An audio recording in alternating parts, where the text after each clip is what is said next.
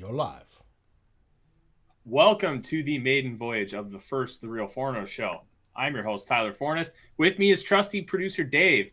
We are going to be carrying on the tradition of Mock Draft Monday here throughout the rest of draft season. We're going to be talking cornerbacks. We're going to be talking wide receivers, how they stack up and how the Vikings might be targeting them. And we are going to finish, as I alluded to earlier, with a mock draft. So get ready, get your draft hat on, and get prepared as we fade to black.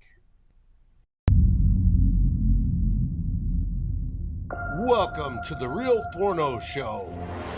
Tyler Forness, contributor at NBC Sports Edge and USA Today's Vikings Wire, along with being a member at Climbing the Pocket.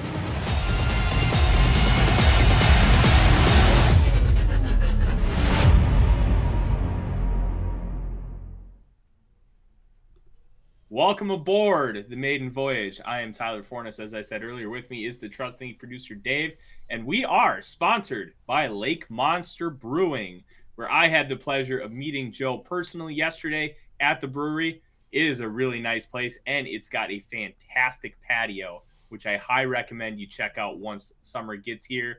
Dave, my man, how are you? I'm doing great. And one thing about Lake Monster, not only do they have a fantastic patio, plus inside, they've got great beer. And hey, what's not to like with great beer? Place to make friends, make memories, and drink some of the best beer in Minnesota. Yes, absolutely. I had the Como Claw Pilsner, which was just a really nice, crisp refresher. As some of you may know, I run a liquor store. I drink craft beer all the time, and sometimes it's just nice to have something crisp and refreshing. They did a fantastic job with that Como Claw. And my wife had the hot apple cider ale, which was very weird, but very good. Where it is an ale, but it is hot apple cider. So it's served in a thermal cup, so you don't hurt your hand. It was really interesting, and I thought it was a really cool take on a traditional Minnesota winter favorite. Well, you talk about refreshing. Try their sour fruit ales, the juicy ones. That, according to Matt Lang, his partner is heavy into that, and they're supposedly real good and real refreshing, especially after a hot day, long work. You're hot and sweaty, work up sweat. They'll fucking hit the spot perfectly. Pardon my language, but that's what I'm being told. Hey, yeah, Drew, I just want to point out, weird is not bad. Weird is good. I am weird. I mean, look at me. I'm 32 years old. I've got flow. I've got Warren Moon, my favorite football player of all time, because the Tecmo Super Bowl. Like, it's okay to be weird. It's not an insult. I really like unique elements to beer. It's one of the reasons why the Brewing Project is one of my all-time favorites, because they do so many different things, especially with their sours. Dave, I love sours. So when we go to the draft show, that is probably going to be what I focus on, and it's going to be a really good time. So, guys, moving forward, this is going to be a little bit of a different format. If you have questions kind of relating to the subjects that we're talking about, please put them in the chat. I will try to get to as many of them as I can throughout the course of the discussion. Nick, I'm sorry I made you feel old. I feel old sometimes too. So, Joseph, you're just going to have to come and fly up for the draft show, which, Dave, we need to talk to the people about, because as of right now, we have a fantastic show lined up, and it's only going to get better through time. April 29th, 5:30, a half hour before day 2 starts, we are going to be going live from Lake Monster Brewing throughout the course of day 2, talking second and third round. We're also going to be talking Vikings. We're going to be talking to high-ranking members of Vikings media about the course of the draft for the Vikings. It's going to be a really, really good time. Yes, absolutely. I can't wait. Of course, I'll be here, but we're working on setting things up this week, Wednesday, for Vikings Happy Hour. We're going to try take 2 from the brewery. Take 1 went okay. We're tweaking up, improving our gear and content, and it should be fabulous, as they say out in Los Angeles. Yes, absolutely. It is going to be a great time. I look forward to meeting all of you out there. Now, let's kind of get to the topic of the day quick, Dave, which I forgot to mention in the intro. And that is the Vikings signed 3 free agents today. They signed 2 cornerbacks. I don't have their names in front of me. Nate Vikings room, yes, Hairston I do. out of the Broncos and Ty Smith Yes. are the 2. Jerome, I appreciate the compliment on the flow. I whipped it back just for you. I love long hair. It's really fun. Plus, it's Minnesota. I look like I should be coaching the Mighty Ducks, which really nice. Yes, the 2 cornerbacks are expected to provide depth, and Hairston has slot safety versatility. Kind of think poor man's Honey Badger. He has the similar skill set. He is not on the same level talent wise. So don't get that confused. But it's a good understanding of what he does play. Jonas joining us live from Europe. Thank you very much. Yes, if Hamilton is somehow there at 12 and he doesn't run the draft card up, I will be very upset. And I will probably be screaming on the draft show live. It will not be a very fun time. Just if you remember how much I screamed when Elijah Vera Tucker wasn't the Viking selection and we didn't take a guard in the first round. It's going to be that kind of passion, but the exact opposite feeling. The main topic that we're going to talk about with these guys, Jesse Davis. Now, Davis is going into his 6th year out of Idaho, played with the Dolphins for all of his career. He's got tackle guard versatility, but this is essentially your Dakota Dozier / Rashad Hill replacement. He's going to be given an opportunity to compete for the starting job, but you probably don't want him to do it. Described by a Dolphins writer that I respect highly. His name is Dante Collinelli. He described Jesse Davis as a traffic cone. So we went from turnstile and Dakota Dozier to traffic cone with Jesse Davis. He allowed, I believe, 34 pressures last year, and he had the 4th highest pressure rate of all offensive linemen graded out by Pro Football Focus. Yeah, but at what position? Not exactly good. Guard. At left guard. No. He was left guard for 2 games, right tackle for the majority. His best season came, I believe, in 2018 when he was a guard full time. So correct. And what side was he a guard full time? I believe that was right guard. Right guard. What I'm seeing here is as of right now, that's your penciled in starter at right guard. Mm-hmm. It is your penciled in starter right guard. And he's making his contract's $3 million, probably about 2.5 generally. Plus it's 1.5 plus incentives, blah blah blah. But it'll basically be about 2.5. But as of right now, I see him as our right guard, and his right guard scores, especially in 2018, which was his best season. Mm-hmm. He scored 69.3 on pass blocking. That's an improvement over what we have. His results as a tackle are horrible. Yep. They're in the 50s. They're nothing to write home about. Wyatt Davis is going to actually have to compete for the job. I was telling Darren Campbell, my partner on Saturdays, that it's probably going to be between Davis, and Udo for that right guard spot, and the losers are going to be your swing guys, whether it be guard or tackle.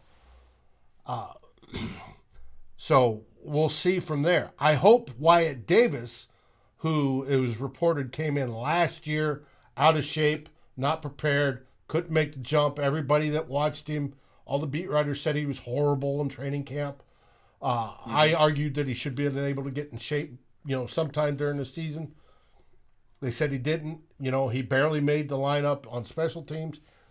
He should be able to improve. He's supposedly been down here in Dallas working with a trainer and an offensive line coach. So hopefully he comes in ready to compete, because I want him to win the job. I want him to be better than everybody else.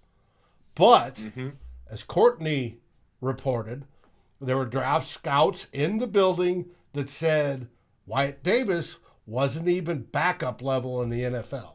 And there's some guys that come to the NFL and they never make the transition. We agree to that. That happens. But when a guy's two-time All-American, you should think he should make the transition. Now, what Courtney reported was that there are scouts that didn't, like I said, didn't even make backup. But she also reported that Rick Spielman was the one that made the call and selected Wyatt Davis. Well, if he selected Wyatt Davis, he saw a reason to. Now, was it valid or was it Rick being Rick? We don't know. Rick is gone. Those two scouts, however, or multiple scouts, are still with the team as of now because all the scouting staff was retained from the old regime until we get through the draft. So it's going to be interesting to see how this all plays out. It is something that me, who focuses on the big round bellies, will be heightened to look for through training camps, through OTAs, and then into training camp. Absolutely. And the weird thing about Wyatt Davis is, and I'll say this about NFL scouts, they're not perfect. Neither are we in the media. So there is a lot of differences in kind of how you perceive players. I'll say this much. I don't doubt that Courtney was giving correct information. I bet there were two scouts that said that they didn't even have a backup grade on Wyatt Davis. My point of contention was I don't really understand how you can watch his play at Ohio State over the course of those 2 years and understand that in 2020, he was dealing with a knee injury throughout the year. And because of all those things, I don't understand how you can look at his tape and think a guy who looked like he was going to be a first rounder, got taken in the third round, wasn't even going to project to be a backup in the National Football League. That part I don't understand. He was technically sound. He was an above average athlete. He was physical. He was strong. He had a lot of those characteristics that you really look for in a guard. Was he a great fit for the wide zone? No. Can he play wide zone? Yes. I don't understand why you wouldn't even have a backup grade on him. But at the end of the day, they had their reasons, and I don't know what they are. So it's really hard for me to give true criticism. But I don't understand it. That's why I can't wait to watch it. For me, watching the O-line develop under this new regime is number one on my list. But I want to see him. I want to see him gel. I want to see him get good. Not only because if the offensive line gets good, all those weapons behind it automatically get better. Yeah, I agree. And then I'll answer this question from Drew really quick before we get into the corners. When are we drafting a center or a guard? I think the earliest we would draft it is in the mid-20s. That's when the value starts to actually kind of match up with the talent on the board. Initially, I thought Linderbaum might be a guy that would be in play at 12 because of his nasty play style, and I think the impact he can have on an offensive line could be eerily similar to what Quentin Nelson's did. They're not the same player. They're not the same talent. But that mentality, that ability to hold down your position to let other guys feel more comfortable and confident around you, I think would have been a really nice addition to this offensive line. I'll say this. The Vikings with a trade back might be thinking offensive line in the end of that first round. Otherwise, second round has some good value. Kenyon Green at Texas A&M is a guy to keep an eye on if he ends up getting into the second round. He's got guard tackle versatility, and I think he could potentially be an all-pro at guard down the line, which is a really, really nice find in round 2. But it's possible he could go at 24 to the Cowboys, who need offensive line help in the worst way after losing out on La'el Collins. Travis Frederick retired a couple years ago, and that really set them back. Connor Williams is gone. That offensive line now really needs work, and they got to protect Dak Prescott. So that's kind of where I see it. It wouldn't be surprised if they don't address offensive line until day 3 because they have 3 picks on day 1 and 2. And there are a lot of positions that you need to fill. And it's not just about this year. It's about long term. If you have an edge guy that falls to round 3 that should have been taken like fringe round 1, round 2 based on your board, you take that guy. Yeah. You don't even worry about it because those guys don't grow on trees. And if you have great ones, as we found with Danielle Hunter and Everson Griffin in 2017, makes all the difference. So it's going to be really interesting to see how the board falls because that is going to really determine a lot. Strange Joseph, good football player. Really showed out at the Senior Bowl. We'll get into offensive line here down the line, but we're going to talk corners and receivers today because one, they are two of the more Valuable positions of high value. Yes, per valuable position. EPA, expected points added or subtracted in the way of corners. Yep, absolutely. And two, they're two positions the Vikings need. Cornerback, we obviously fortified the position pretty nicely today by adding two depth pieces, but we still need some higher end players. Now, here's the nice part about the scheme that Ed Donatel brings to the Minnesota Vikings. It is not like Mike Zimmer's scheme. You don't need great corners. You just need good ones. You need capable ones. Guys like Kyle Fuller at age 30 were able to thrive with Vic Fangio. You just need good players that can run within the system. They're afforded help over the top and with zone, and they're not going to be asked to do a lot of different nuanced things. And you don't have to go corner right away. You don't have to go and get Sauce Gardner or take the swing with Derek Stingley Jr., who I have my qualms with, and we'll get to that in a second. You can take a safer player like Trent McDuffie.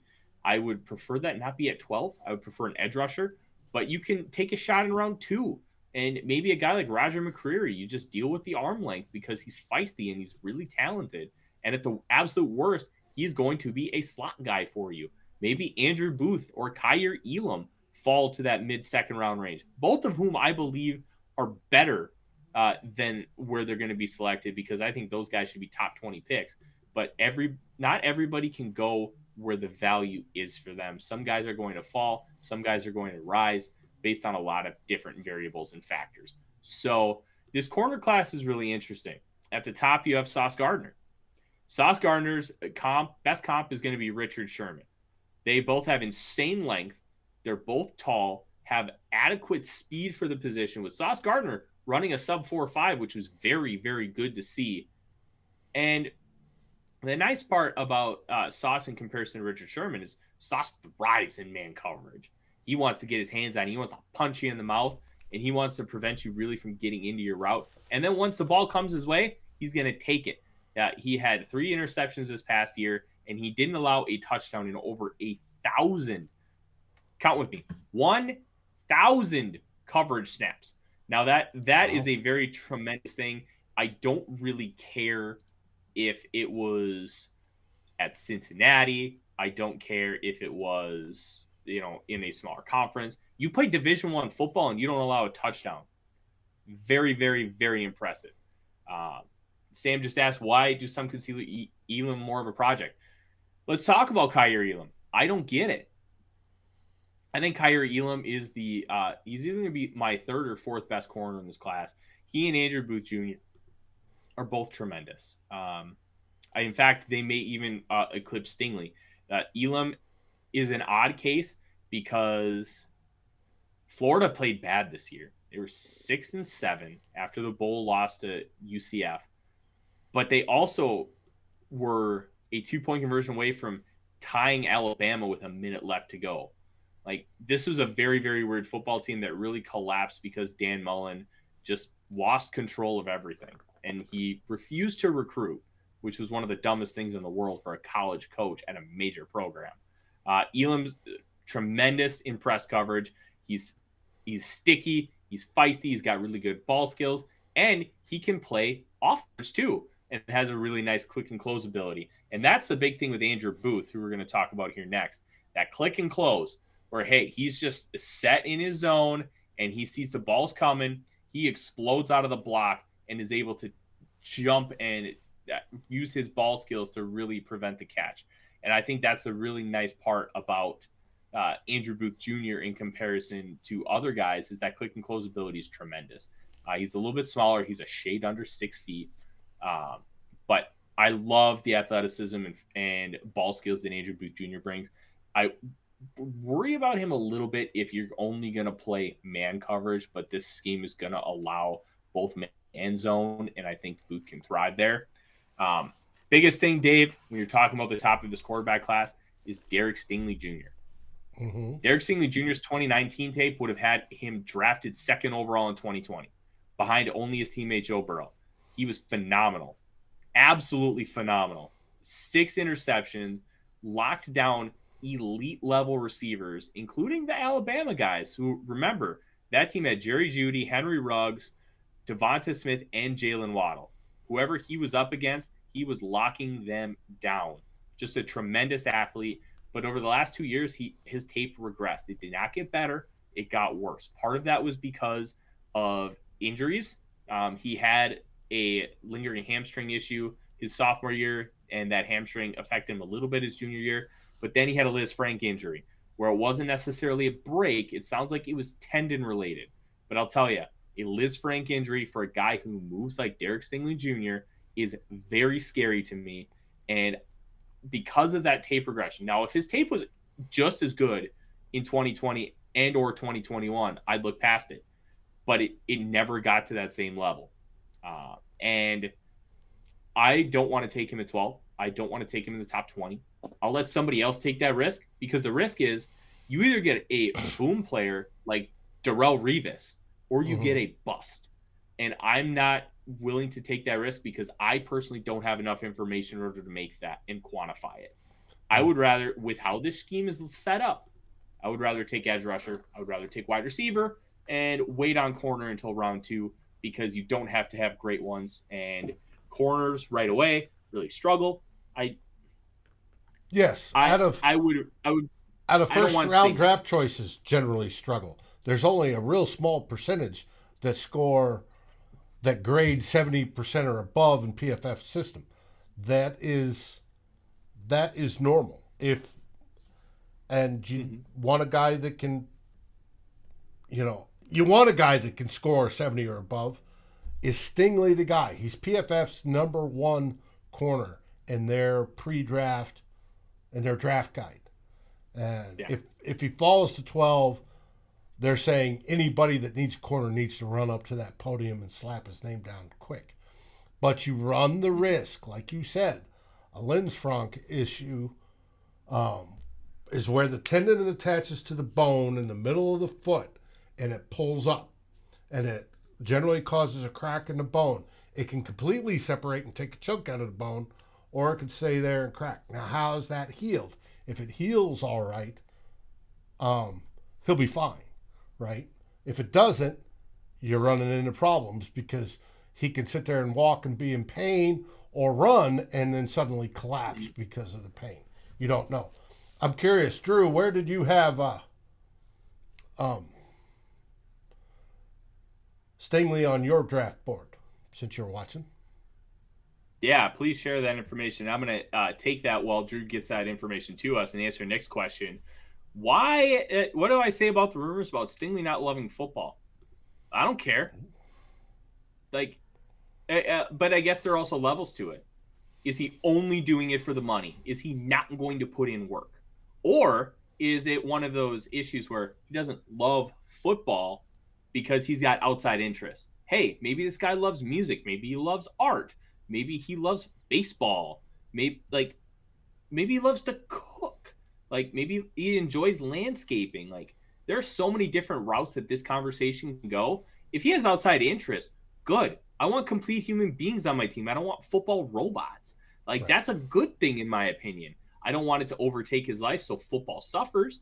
But if you have outside interest, that's good. It means a healthy human being more often than not. So I don't care. Kayvon Thibodeau has outside interest too. I don't care, because what you see on the field is a tremendous football player, and most reports are that he's a hard worker. There's some out of Oregon, which I haven't been able to actually talk to any direct sources about this, but they're saying that he's not a hard worker. He could have done more. Did he just upset some people in the building? Were they frustrated with him and they just decided to extrapolate things? Because what you see on tape is a very aggressive, hardworking player, but you don't see the behind the scenes. So it's a very interesting dichotomy trying to dissect those. And one thing you also have to deal with when talking about players is it's unfortunate, and I'm not going to say that anybody is in these situations are being impacted by it, but there are racist undertones with some of these things. And you have to be very careful on who you're listening to and who you're believing, because some people don't have great intentions. We've been seeing it for years. Lamar Jackson was told he should move to receiver by Bill Polian. Mm-hmm. Like, we just got to be careful and understand where some of these things are coming from and then try and quantify it from there. So, one last cornerback I'm going to get to, and Dave, but hold on. That? People are afraid because Matt Khalil scarred this fan base because he came in, had the outstanding year, and then from there on in, there was reports he didn't like football. He was just in it to make money, and he obviously did. And we're hoping that the team, that all the players are in it for the love of the game as well. It's one of those things. That's why people bring it up. I understand that. You understand that. But I agree with you. Hey, a well-rounded player is outstanding. You want these people to be real-life people outside of football. Football isn't everything. Yes, they're doing it for their jobs, but most of you that are watching don't live your job 24/7 or don't want to. You want life outside that. You want your family. You want your interests. You want your hobbies. You want to be a normal person, right? And it's healthy to have outside interests besides football, and that's a good thing.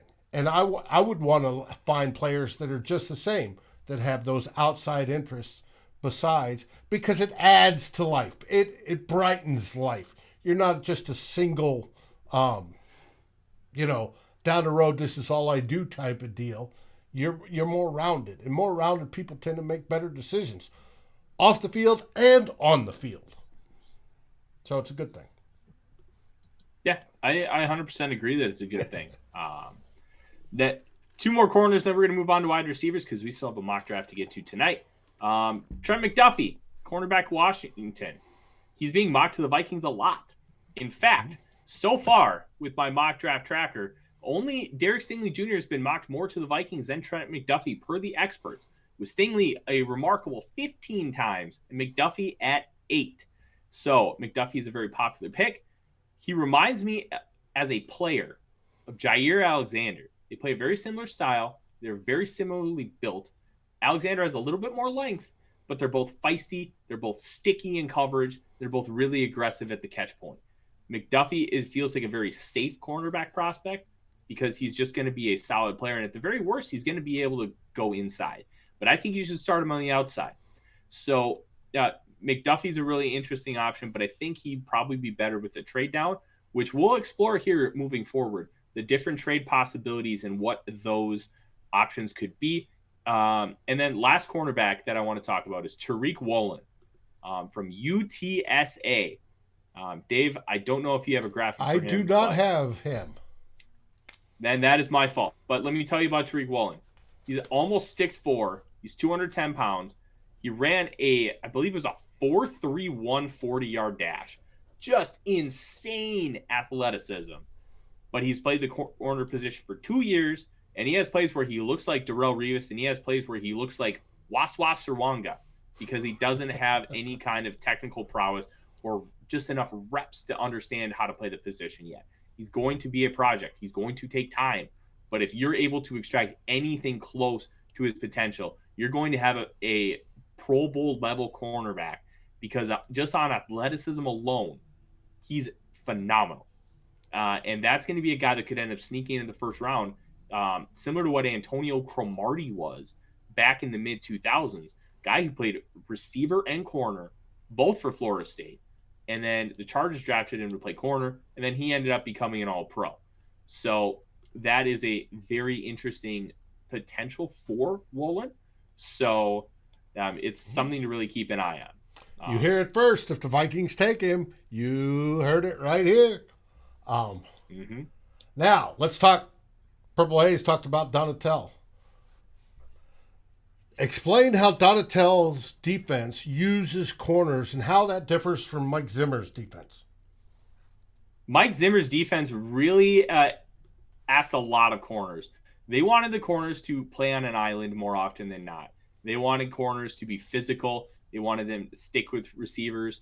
And Mike Zimmer was such an exotic blitzer, which is going to be sorely missed because this team was the second in the NFL in sacks, and that was even after losing both Everson Griffin and Danielle Hunter, because Mike Zimmer could manufacture pressure.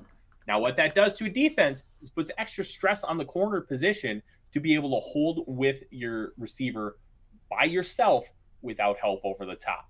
What Ed Donatell's defense is predicated on is the edge rushers really need to be dominant. They need to set the edge. They need to be great pass rushers and get pressure by themselves. And the corners are afforded a little bit more flexibility. They're afforded help over the top and over the middle. So that's why you don't need great corners. You need good ones. Well, and it's why as explained to me and how I saw Zimmer's defense, the corners are the ones making real difficult decisions. A, B, C, if then do this, if that, do this, if this, do that, setups and the whole works. You know, if the whole play contact up until this point and then shed off to another guy or stick with your deal. There was a lot of thinking involved with the corner position. It's very difficult. It was the main position in the Zimmer defense that had to absolutely positively work, right? And then you had Harrison Smith as the Swiss Army knife that fixed things in other times. The Donatell difference, you're correct about the edge guys got to be good and apply pressure. We have two of the best right now, and Danielle Hunter and Za'Darius Smith. They should be able to apply that. The difference in the corners is the corners aren't the main focus, but the safeties are now the main focus. The safeties are the one directing. If this pass coverage that, you do this and you do that. And the corners are more, it's an easier, they're not thinking as much, right? So they're doing their thing without having to make the decisions and the big chest moves that was in the Zimmer defense. That should make the play by the corners not as necessary to be elite, to be outstanding. They only need to be good to be outstanding. And we want outstanding play. And so I think that's going to be a plus when we get to seeing this stuff on the field. Yes, 100%. And how that corner room is shaped is really going to determine a lot for how this plays out. Last question for the corners. We need to get to receivers. We're going to make it kind of brief because I've talked a lot about receivers so far. Drew asked, with the deep cornerback group, could the Vikings wait till pick 46? Yes. I think edge should be the priority over cornerback in the first round, because there is no long-term answer at the edge position right now. Danielle Hunter is not secured to a long-term extension. Za'Darius Smith, you can get out of that contract very easily after year one. You need long-term answers at edge. You don't have them. You could have them, but as of right now, you don't. So drafting a guy, even if you plan on keeping both of those players, would be very advantageous for your long-term future, because you need more than just two pass rushers, as the Vikings showed last year. Now, let's move on to receivers. We're going to make this kind of rapid fire, Dave. My top receiver is from Ohio State, and his name is Chris Olave. Olave is a technical maven I relate a lot to Justin Jefferson, because they're both going to get overlooked for some of the same things. Olave is a little different in that he's got prospect fatigue. He could have been a first rounder last year, but he waited. He wanted to go win a national title for the Ohio State Buckeyes last year. They came up just a little bit short. But what was really intriguing about Olave is he is explosive coming in and out of breaks. He can get jump balls, even though it's not necessarily his forte. He's got the requisite speed and athleticism to win over the middle and go deep. And he's honestly, he's kind of boring, but boring in a good way, because he just does everything so technically well. I think he's just being an overlooked player in this class, and he's going to go in and potentially be the best wide receiver right away. I think right now you could see all five of the top receivers go before by pick 21, which is the New England Patriots. The Vikings want a top-tier receiver. 12 is a good place to get it. The next guy on that list, Jameson Williams, the wide receiver, Alabama. What's funny about Jameson Williams, some people have him as the best wide receiver in this class. He transferred to Alabama because he was number 4 in their receiver room. That is how insane that Ohio State wide receiver room was before the Williams ended up transferring to Alabama. He's a deep threat. There's a lot of talk about the Chiefs targeting him to be the Tyreek Hill replacement. There's a good chance he would have ran sub 4.3 at the combine if he didn't tear his ACL in the national championship game. He has this ability to start and stop that is kind of reminiscent of Tyreek Hill, where it's just explosive and it feels like he didn't even miss a beat. He was burning cornerbacks in the SEC. He burned Cincinnati. He was burning Georgia, burned Kaiir Elam a couple times. Like, this is a very, very good football player, incredibly explosive, needs a little bit more technical work with the underneath stuff. But when you have that kind of explosion over the top, it's okay to have to work on that technical element to really maximize your game. Joseph, I wanted to bring this up. Before we finish with wide receivers, I want you to answer this question. Which receiver would you prefer gone before the Packers' first pick? Because obviously we know the Packers are going wide receiver. If not, I want Chris Olave gone because he would be put in that Devontae Adams role, and I think he would thrive, and it would be very painful to watch him destroy the Minnesota Vikings for the next decade. Jameson Williams is one that I think they will be high on because the size profiles, they really like bigger, faster receivers. Drake London, I think, is going to be too slow for their profiler. And we got to remember, as much as we don't like the Green Bay Packers, the only team that's potentially better than them at identifying wide receiver talent is the Pittsburgh Steelers. Like, the Packers are tremendous with that Ron Wolf model and finding and identifying great receivers. Drake London is a really nice athlete, but I don't think he's going to have that requisite athleticism to really give them what they're looking for based on that model. Will Gutekunst try and identify with that model, or will they try and veer outside of it? Like, there's some debate there. Garrett Wilson is like Calvin Ridley. Like, it's somebody mentioned that comp to me. I think it was Connor Rogers of Bleacher Report, and I just can't unthink it. Just a technical wizard who's explosive, and along the same lines as Olave, kind of boring until he gets to the catch point, and he is dominant at the catch point. He is my wide receiver 3 behind only Chris Olave and the next guy I'm going to talk about, Treylon Burks. He's compared a lot to Deebo Samuel. Deebo is a fantastic, versatile football player, tremendous in the open field. He didn't run the fastest 40 time, but that's okay because his speed is build up. So once he's in the open field, you're not going to catch him because he's already moving. It's what they call the flying 20. That 20, between the 20-yard split and the end of the 40, that's that flying 20. And that's where GPS tracking is really going to show how fast Treylon Burks is, because you're not going to get it from the 40-yard dash. Can I interrupt this to answer that question? Yes. Gary, what was my favorite MRE? There's plenty. I always enjoyed the ham steak. But during the Gulf War, when we got the dehydrated pork patty, believe it or not, I love that dehydrated pork patty. It's the only thing with spice that you didn't have to add Tabasco sauce to. Anything dehydrated, I love dehydrated fruit, everything else. I've eaten everything from sea rats to the modern day MREs. There's good ones as there's bad ones, and you always want that jar of hot sauce, which they're finally going back to, by the way. But thanks for the question, Gary. I appreciate it. Hey, I'm glad you could relive your days of ham steak, because let me tell you, ham steak is better than milk steak. All right, we got through Burks. We've really talked about the top 5 receivers. Let's talk about a couple guys that you could also see sneak in round 1, and then we're going to go to our mock draft, Dave. Christian Watson, the NDSU wide receiver. At the combine, during his podium, he compared himself directly to Deebo Samuel. And you can see why when you watch the film. He was taking handoffs at 6'4", 208. He is able to seal block on the outside. He can block edge rushers and set the edge, which is pretty impressive for an X-type receiver like himself. He's got tremendous speed running a 4.3, 640. He can dip his hips running routes. He's great at the catch point, has soft hands, has some concentration drops, but that's something that can be fixed more than just having bad hands. Excuse me.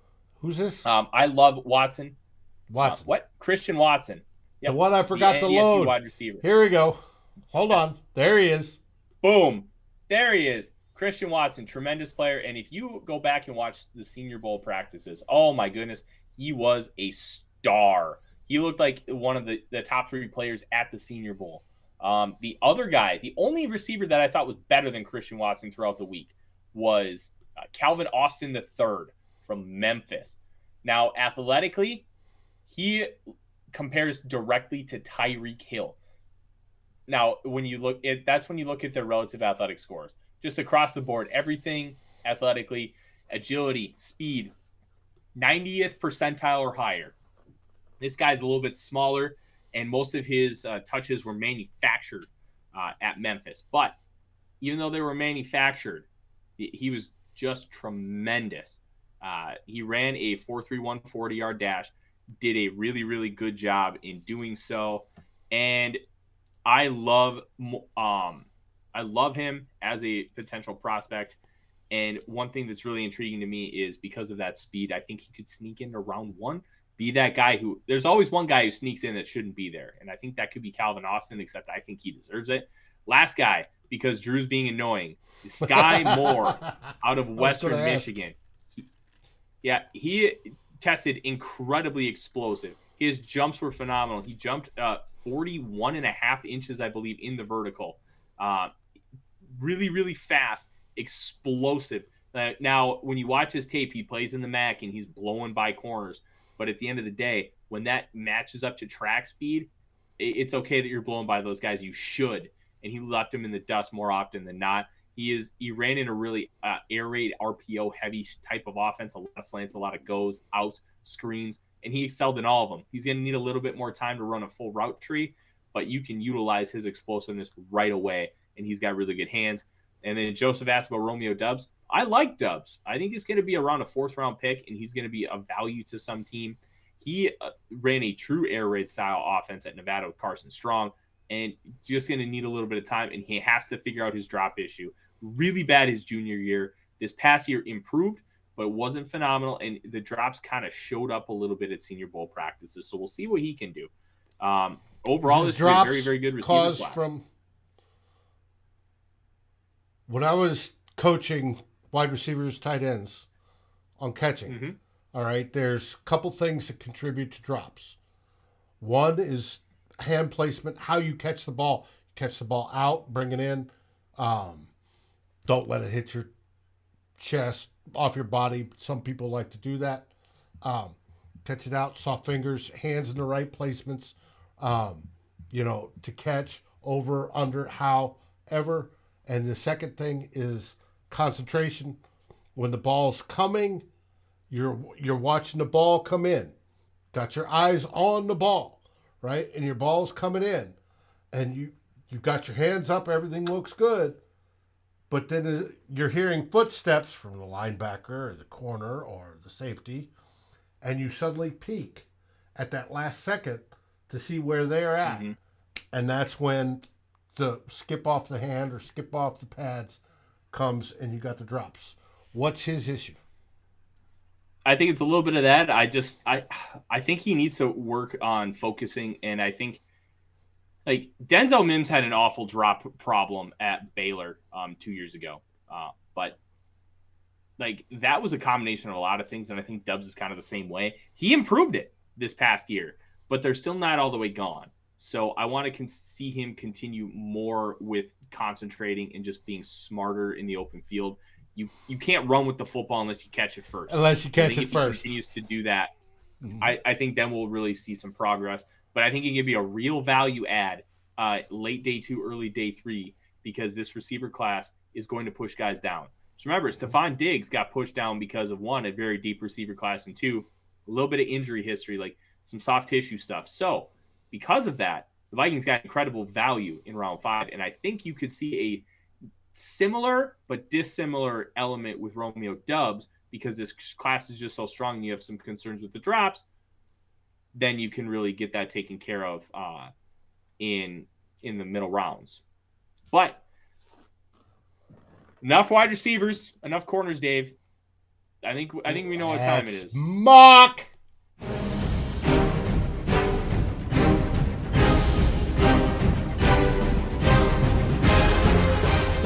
Welcome to Climbing the Pocket's Mock Draft Mondays. Who will the Vikings pick, and who's your favorite choice?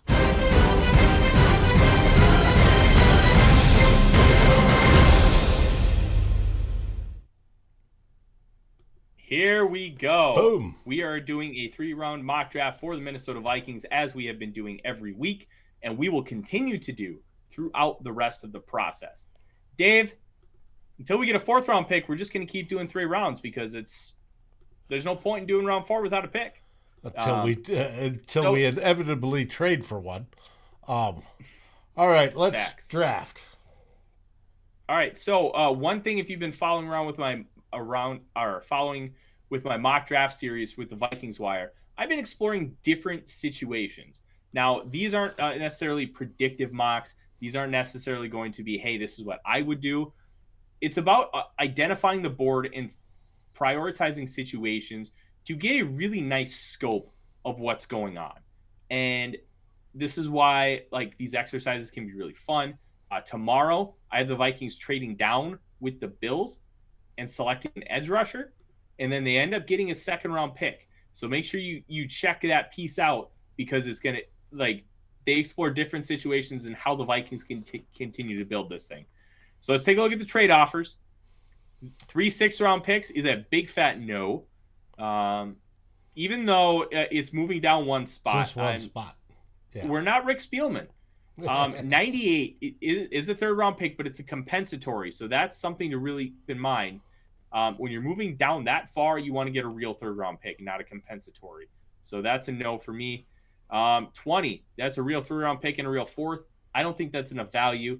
They're more than likely coming up to get a quarterback. You want to get that 1st-round pick. Last year, the Bears gave up a 4th, a 5th, and a 1st to go up from 20 to 11. So 12 is not all that different. So when we take a look at this board, that stinks for anybody who really wanted a cornerback, because all 3 just went. You can talk about... Yes, Stingley, Gardner, and Jr. and Booth right before us. So when I take a look at the board, we have our receivers. All 5 receivers are still there. Malik Willis is still there. And while I love Malik Willis and I would take him 10 out of 10, the Vikings aren't going to do that. And I think we just need to get ourselves resigned to that. Kirk Cousins is going to be the quarterback of this football team. And when I take a look at the board, it's Jermaine Johnson. That I think Jermaine Johnson needs to be the pick here, and here's why. You have a massive concern at edge rusher when your defense is predicated around edge pressure.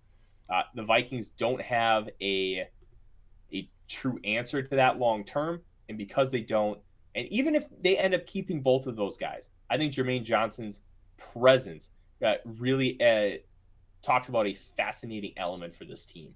Hunter and Zadarius Smith are going to be both 2 and 3 technique, or 3-point stances, all right? They're going to stand up, they're going to put their hand in the dirt, they're going to be able to go on the inside in the A gaps and really wreak havoc that way too. Jermaine Johnson can do all of those same things. I think you might want to utilize him as like a John Randall type. It's kind of a throwback style comp. Put him as a smaller size guy on the inside and just let him be able to do some things. He's got a lot of power. He's got great hands. He's got length. He's got everything that you want. And being able to learn alongside Hunter and Smith, I think would be phenomenal for his development. And with all those things, it's a tremendous value pick, and it's a pick of need. That you're really getting a symbiotic relationship there. I would take Jermaine Johnson here. I would not be opposed to a potential trade down offer. We did not get one that was worth it. I also would not be surprised with a receiver. I love the fact that all the receivers are here and makes things really intriguing. But if Jermaine Johnson went, and instead of let's say Trevor Penning, I think that's a situation where we're taking a wide receiver. But Jermaine Johnson's here, and that's going to be my pick 10 out of 10. And I think this is a really good opportunity to explore what the draft could be like if edge is a priority in round 1, which is where that mock draft I alluded to earlier that drops tomorrow is going to take us. So Jermaine Johnson is the pick. Joseph, I love that idea, man. Just burn the Packers. Let's just go get Olave anyways, But at the end of the day, but there's a lot of wide receivers on the board that they would love to have.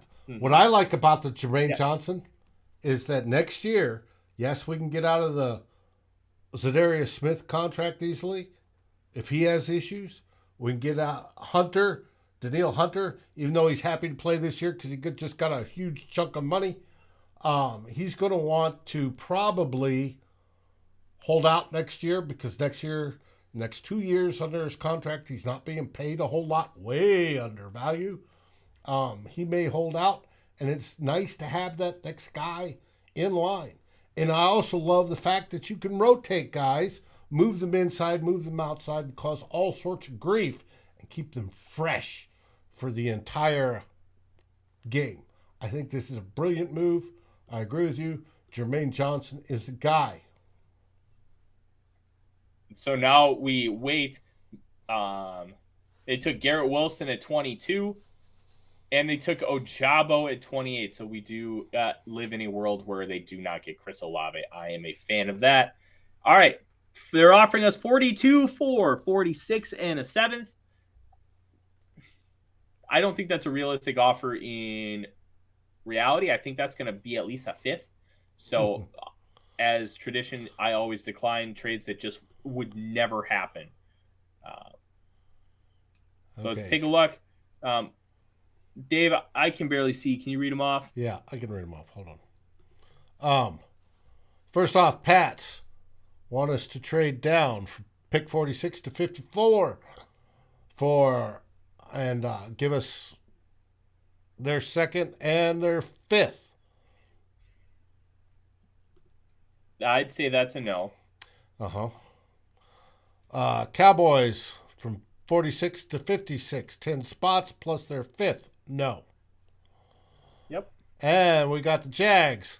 Want us to go from 2nd round to 3rd round, pick up the 5th and 7th. No. That'd be a no. So it looks like we're going to be staying at 46, and we're going to be taking best available here. So best available, you have a couple quarterbacks, Matt Corral and Sam Howell.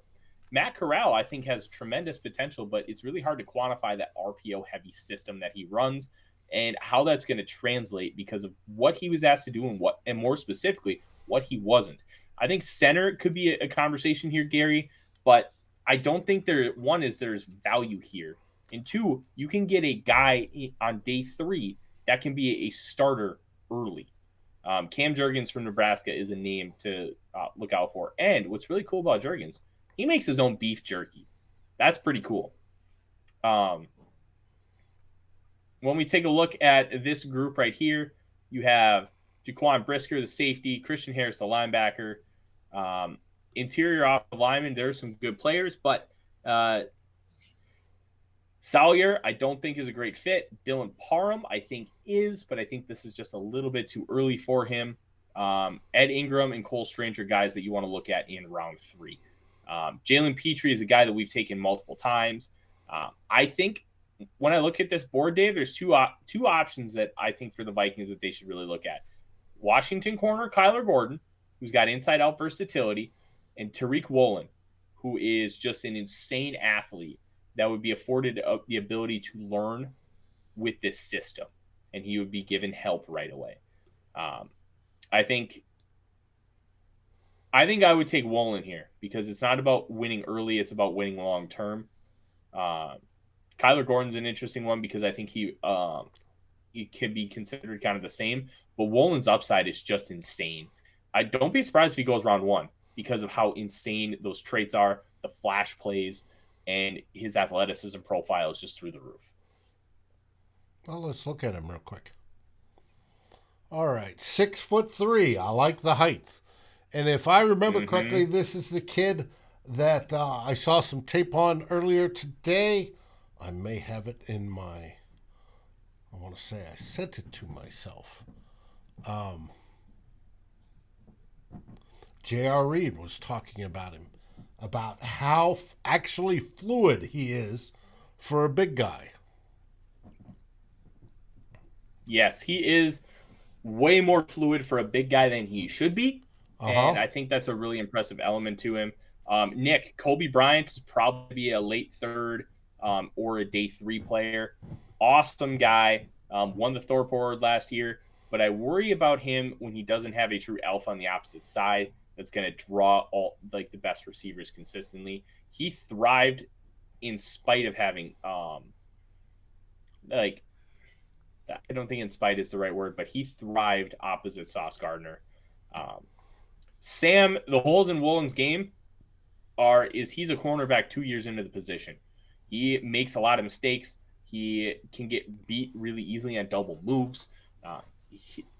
Fakes. He has not learned how to kind of refine that element of his game and not buying into them. So you're going to have to work with him a lot on the technical side. You're not going to have to work with him at all on athleticism profile. And that is what's really intriguing about him. Joseph, Carson Strong will always tempt me because I think he's a fantastic player. For the Vikings, I just don't think it's realistic until like at earliest round 3. We'll see. Strong has the weirdest quarterback profile in this draft because he has a top 2 arm and bottom 2 mobility. But he maneuvers in the pocket well. So I'm very intrigued to see where he goes, and I hope he ends up in a good spot. But we're going to take Woolen, Dave, and that's go for the upside. Train this kid. I just highlighted that his tackling skills aren't the best, but that's because he hasn't done it. He needs to learn, and when you get at this level and it's learning, you're starting fresh. You're not busting bad habits. So that's a good thing. Yes, you can develop great habits, and I like that. Get a 6th round pick to go to 87. That's a 10 drops down, and this one is almost 20 drops down for a 5th. No. I need at least a 4th to do that.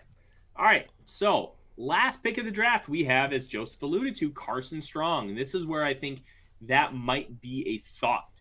I don't think Calvin Austin will be here, but we're going to talk about him. Leo Chenal is an interesting one as well. A true hybrid-style linebacker who thrived in run defense and rushing the passer. At 90-plus PFF grades in both elements, but his coverage grade was like a 74. Kind of stiff in his hips, but he is a very fast, explosive athlete. If you can get those hips just a little bit more fluid, I think you can. Like, I've seen some people view him as a top 20 player in this class. I am not on that level. I think he's a very good player, but top 20 is very, very rich for me. You could go tight end here if you want to secure the future behind Irv Smith Jr. With that uncertainty, Troy Anderson, the linebacker from Montana State's an interesting one. Started as a linebacker for the Bobcats. Started as a running back for the Bobcats. Transitioned to linebacker, and has only played the position 2 years. Is already farther ahead than what Chaz Surratt was, because we did take Surratt after only playing the position for 2 years, coming from quarterback. But I think Anderson is much more apt to be a successful linebacker. He's got a better athletic profile, and he already understands how to shed blockers, which is the thing that Chaz Surratt could not do. So those are some intriguing options. Ed Ingram, the interior offensive lineman from LSU, is one as well. But at the end of the day, I think you got to take Calvin Austin III. We passed on wide receiver in the 1st round. We didn't even look at one in the 2nd round because the value was just kind of weird there. Calvin Austin III athletically compares to Tyreek Hill, and he's just a tremendous, tremendous football player. That is the guy that I want for the Minnesota Vikings. I want that speed. I want that ability to win over the middle. I want that ability to stretch the field deep, utilize him in gadget-type plays. You can do all of those things with Calvin Austin III. And he has a much bigger catch radius than his 5'7" frame would suggest. So all of those things considered, you need receiver depth on this team. That's why we talked about it as a potential in round 1. And I think it would be a very fun add to have Calvin Austin III. I like this right here. The run after the catch. He's a maven, man. He's tremendous after the catch. All right, let's go with Calvin Austin III. All right, and then we'll kind of summarize this here real quick. We took Jermaine Johnson at number 12 because we could not find a viable trade back option, which I believe with Kwesi's background in the market, I think that really needs to be talked about here with how he's going to play the draft. He's going to maximize the market, whether that be trading up, trading down. He's going to do whatever he feels he needs to in order to get great value. And I think that can't be understated enough. So Jermaine Johnson at 12 was the pick because of the trade options at the time. Tariq Woolen, the cornerback from UTSA, and Calvin Austin III, the wide receiver from Memphis, all really, really nice players. I think the Vikings would be in a great position to get all of them. And I think all of them could be contributors early and long term. They have sky high ceilings, which I think is also something Kwesi's going to be prioritizing, the sky high ceiling, because it's maximizing your market value. And that's what he did on Wall Street. That's what he tried to do when he helped rebuild the analytics department for the San Francisco 49ers. Uh-huh. And then with the Browns, they were prioritizing high upside guys too. So you're looking at somebody who understands what to do with the market. And I'm very intrigued to see how he continues to shape and build this roster in his image. I agree. And I'm curious, when we get to trades, what trade chart is he using? We'll find out. We'll figure it out after the fact. One. Mm-hmm. So yeah, because there are a few of them floating out there. The Fitzgerald Spielberger chart is what they use it over the cap, and what I believe is also used at PFF. The Rich Hill chart is considered kind of the more modern one, and then the Jimmy Johnson chart is the one that everybody knows. Right. There are different. I'm sure in draft rooms there are models and variations that are probably hybrids of some of these charts to try and really maximize value and really understand who you're dealing with, because every team's going to have a slightly different model on how they maximize market and they value. may weigh different aspects differently, of players that may give them different values that say yes, yay or nay. But I'm curious, because he comes from that background, how this is going to work if he's just not going to try to undersell like Rick Spielman did all the time. It should be interesting to see if he gets value on trades, because surely he will be trading on draft day if anybody's willing to trade with him. And there is that one little bit that nobody wants to lose a trade to the new guy, the analytic guy. Mm-hmm. So we'll see how that goes. But great draft. On the flip side, Dave, you can't let your first trade, you can't get fleeced. So I would not be surprised if Kwesi is a little extra careful when it comes to that first trade to make sure that he is not being taken advantage of, or there's a perception he's being taken advantage of, and he might want to outright win that first one to really set the tone for the rest of his tenure, which I believe personally is why that Danielle Hunter was not traded and he is still a member of the Minnesota Vikings, because the public perception would have been he lost the trade. Right. And you are probably correct, 100%. Ask Jonas for the answers. Jonas, we love Jonas. Is an incredibly smart guy. Yeah, he's awesome. He's a very smart thinker when it comes to football, and I look forward to being able to talk with him more as he continues work here with us at Climbing the Pit. Hopefully we can get him on here one of these days, but the time difference between here and Germany is a little difficult to try and make work. But we'll see what we can do. Yeah. It's 3 a.m. now for him, so that time difference is a little wonky. But Dave, this was a great first show. I agree. We had a lot of fun, a lot of really interesting questions here in the comments. Keep them coming. We are going to continue to address questions as they come and really formulate it into our conversations. And this is going to be a fun ride. We've got Lake Monster with us. We've got Dave just rolling out the fantastic graphics. And this is going to be a really, really fun show here moving forward in this offseason. There's going to be some really fun stuff. We're going to do breakdowns of all the Vikings additions. We're going to be maybe even diving into the vault and talking about old school Vikings. I know I've really wanted to dive into some Dante Culpepper, and I want to dive into Jeff George's tenure as a Minnesota Viking, because he threw one of the most beautiful footballs I've ever seen. But until then, we're going to keep up with the draft stuff. We're going to have some fun, and be sure, April 29th, 5:30 Central Standard Time, we will be going live from Lake Monster Brewing in St. Paul, Minnesota, talking Vikings NFL draft. Make sure you join us live. We will be taking live questions from the audience, come up and say hi and meet me. But feel free to buy us a beer or bring us a slice of pizza. We're going to be having fun. We're going to be interacting with you guys, and it's going to be a really good time. The only thing that's missing is we're not going to have Dave there, but he's going to be running the ship from his nice little Vikings cave, and making sure that we don't screw things up and we do a good job on our end. That's right. And tomorrow night, I don't know if there's in the huddle. I suspect there will be because there's been some transactions. Guys haven't talked about it, but we'll find out. Guaranteed, though, on Wednesday, we do have a Vikings happy hour again from Lake Monster Brewing. Because why? Beer makes us happy. And Lake Monster Brewing brews the best in the cities. Come join us. Come talk to the guys. We're setting up so that, especially during April 29th, day 2 of the draft, we will have fan questions.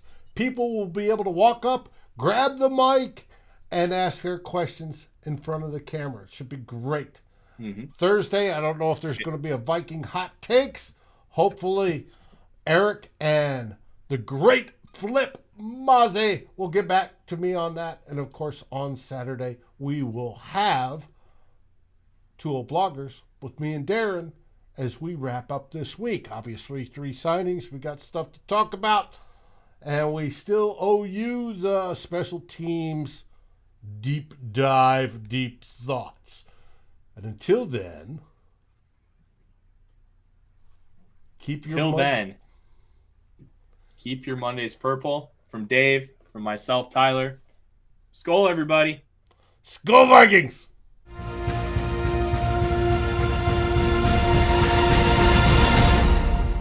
Thanks for watching. Like, subscribe, and ring the bell, and rate us on your favorite aggregator.